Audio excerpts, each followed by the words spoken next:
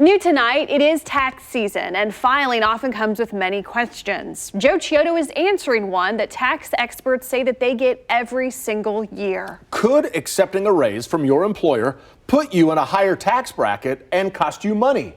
Here's this week's good question. You finally got that raise that you've been working so hard for. Congratulations. But chances are, after thinking of what you could do with all that extra money, you likely looked at your pay stub and noticed all that extra cash moved you from one tax bracket to another.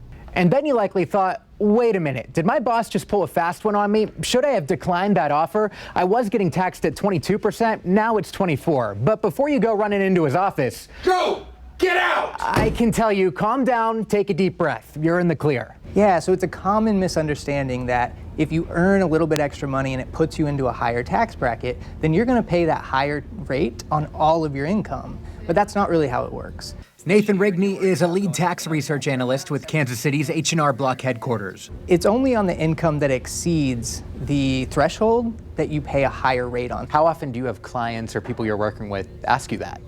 Yeah, it's a pretty common misunderstanding from people who are really smart people. So let's take a look at the bracket. After all, that's the easiest way to understand. Wait a second. No, not your NCAA bracket, though with March Madness around the corner. Graham off the steal, yes. I do admit, that sounds way more fun. Anyway, remember, we're talking about this bracket.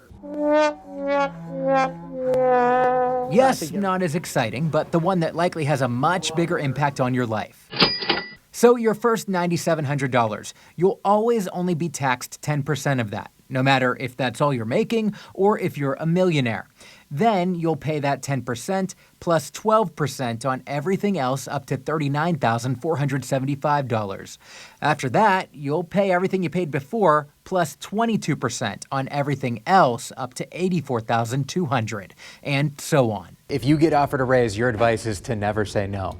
Yeah, don't say no. Take the raise. Under a marginal tax rate system, it's always going to be in your favor. A big thanks to Rhett Eisenberg from St. Joe for asking us that question. We did put a link to the full 2019 tax bracket on kctv5.com.